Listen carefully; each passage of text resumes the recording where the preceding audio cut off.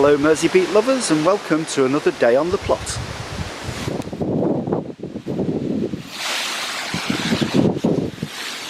It's a very windy day today on the plot, so we've come down to just make sure that everything's secure and there's no damage to the greenhouse and stuff like that, and the coal frame's looking good there. Polytunnel standing up to the weathering. So Catherine's just out tidying the greenhouse and sorting out the tomatoes. Possibly the last of our summer crop of tomatoes at the moment. Yeah, they're coming to the end now, aren't they? Yeah. But, we've still got a few to pick. Yeah. There's some ripened ones there. You have them. It is windy. It is, isn't it? It is. I hope this is going to hang okay and bear up with the next. Yeah, we repaired our roof. I suppose the plan is to pick the last of the tomatoes and possibly put a layer of compost down and put in our winter plants. I think we could possibly lift them today. Yeah. Yeah. And these can be used, the green ones can be used in curries. Yes. Or you can try and ripen them up. Or chutneys. With an apple or banana in a drawer. Oh yeah. They'll ripen. Yeah. Because that chemical interaction just turns the red, doesn't it? So, yeah. It's got to be in some kind of warm conditions. Yeah, isn't it? for it to. Yeah. It's like a catalyst for it. These are Roma plum tomatoes, aren't they? Yeah, and there's some here. And we've had quite a good crop off them this year. A couple over there. Roma plum tomatoes. And we've got chilies. Bologneses and stuff. Coming out. Chili plants at the end there. Red Demon. Red Demon. Which is like a Thai-like chili. Very hot then. Very hot. Spicy. Lots of little chili peppers coming out. Well listen, I'll crack on with the toms then. Yes. Yeah? Okay, and I'll do a little tour of the plot and see how things are going. Okay. Are we doing the apples today? Oh yeah, we've got to do them today. Okay. I've forgotten what variety they are. So they're like a little Cox's variety, aren't they? Cox's, I think. Yeah, they're really small. Do you want to have a look, see if they're ready?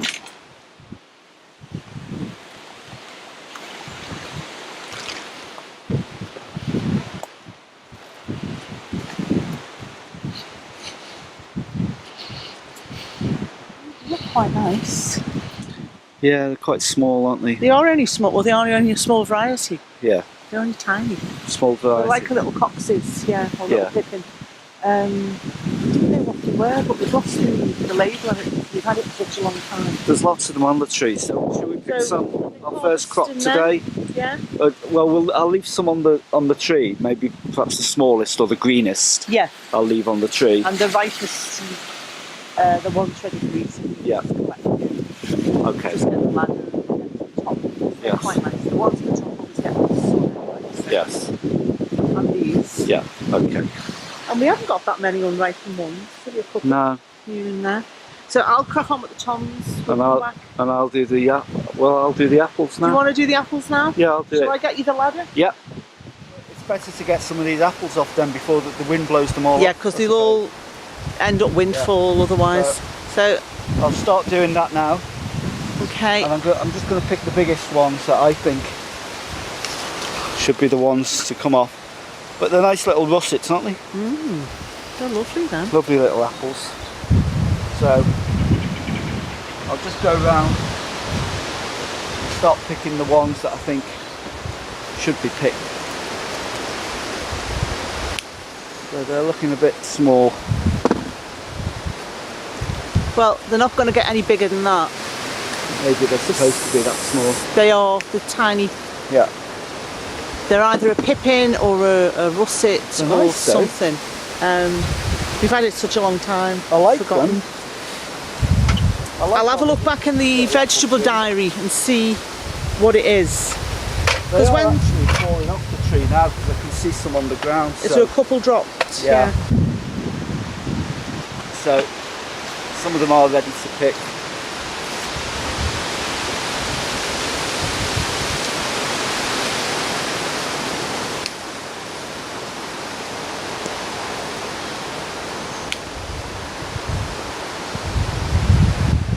lovely little apples actually.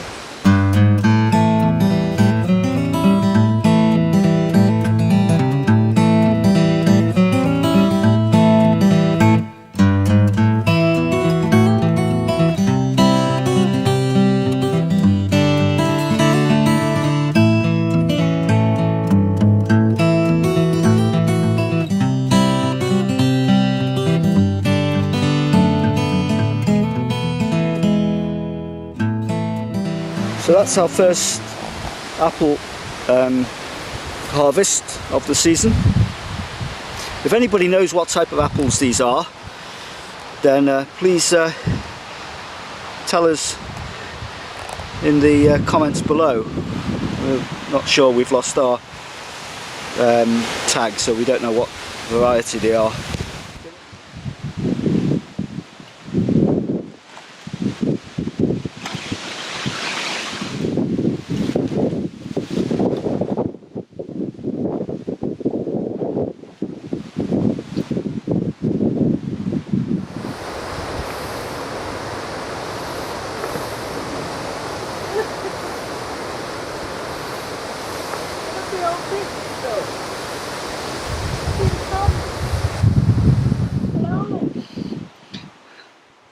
Got a nice little crop here. Can I have a look?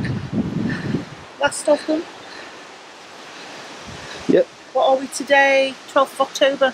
12, yeah. Yeah, so they're quite nice into Yes. mid-season. Yes. So what's all this about ethylene? Well, if you've got a little glut of green tomatoes at any time in the season, I mean, you're going to have a few now. I mean, this is the last of our crop at the moment. We can use the apples that we've just picked, put them in a drawer to help ripen up the green tomato. And most fruits, like tomatoes, which is, you know, a fruit, and apples, fruit again. Apples particularly are highly concentrated in ethylene. So it's good to put them in the drawer with the green tomatoes, and it assists and aids in ripening them up. So other than that, you can use them as fried green tomatoes and put them in curries. Gorgeous in curry. But if you want them to go ripe, then put them in a box or a drawer with apples for a couple of days, and you should see the difference. And I think our panel is just about to go there. The wind. Okay, I'll sort that out. The greenhouse is... It's pretty secure. It's keeping on. It's keeping it. Yeah. It's nice In and warm spite of as getting well. bashed. It's 64 Fahrenheit at the minute. But it got bashed up last year, didn't it, by kids? Yeah, some idiot mindless youths. Sorry about that. Like I was saying, idiot mindless youths. Yeah. We've got nothing better to do than to bash up glass. Okay, I'm going back to my tongs now. Okay. See you now. Let's get these up and we can get a nice layer of new compost and mulch.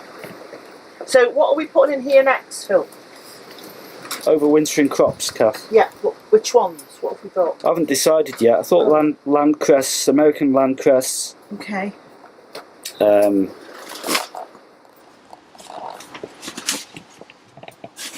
know really. Anything we can fit in that's going to overwinter and is going to do well in the greenhouse. And it'll give us a nice crop right through winter, won't it? Yeah. Overwintering crops do great in a cold greenhouse. They need the cold conditions to the right type to grow. Yeah.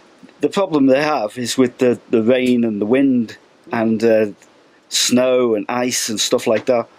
But the greenhouse provides a little microclimate that keeps everything above the temperature outside, just a couple of degrees above. Makes a difference. Makes a difference between getting a good crop and not. So, lovely crop of tomatoes. Yeah.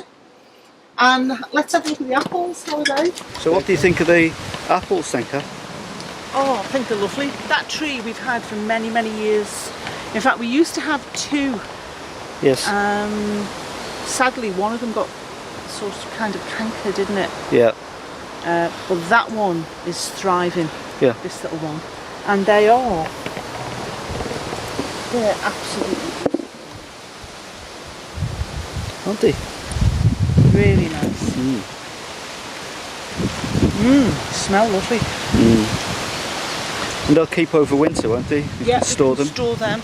Yeah, just dry them off. And You normally wrap them in like a tissue paper and keep yeah, them and then store and put them in straw or something. little straw box or something. Anything that's frost-free Yeah, that's and away from vermin like mice and rats and stuff like that. Yeah. Well, you can have one or two. I don't mind. There was an old thing, you know, that I read. You know, Mr. Middleton's Dig for Victory book. Oh yeah, you've read those. Haven't Yeah. Well, Tell there's us this about old them. thing where they used to bury them in the ground. you? The apples. Yeah, they used to bury them in the ground, but they used to surround them with straw. So they used to make these old mounds, and this is something going back to What, for storage? Yeah, they used to store them because the outside was cool, and it was free from vermin and stuff. So they'd actually dig a pit. Like and a trench and yeah, put them they'd in. dig a pit, Straw and they put straw layer it. layers in, and then they'd cover the mound to make it waterproof with kind of like against a straw roof or bamboo or whatever. Yeah. The water would go off Drain down, down the sides, so the apples would stay dry So I was inside. going to ask you that. How would it stop the water from seeping through Yeah, the soil? yeah. So They make like a little roof. Yeah. and they kept them dry inside, and the layers and the way it was built up was ingenious. That Ingenious. is, You didn't yeah. even need a storeroom, you know, back then, and that's like goes back hundreds of years. That method of storing apples in the Maybe ground. we could try it out, see how well it works. Yeah, it's amazing, isn't it? Put a few in. Yeah, all these old techniques that have Really, been yeah, disappeared, and over the years. we yeah. don't think about them today, do we? So he was one of. Did he used to do a radio show, Yeah, Mr. Middleton? it- So that's like the every Second Sunday. World War. yeah. Dig And for getting Victory. people to It was dig. backed by the Dig for Victory campaign, Mr. Middleton. Because every little Yeah. piece of land was used, wasn't it? Yeah. Know, football pitches, parks. Yeah, Allotments were a big pull prime. For I vegetables. can see another video coming on. Everybody's front and back garden. Watch Dig this for video. Victory. Anyway, Yeah. I'm going to fix this panel on the greenhouse to stop it blowing off.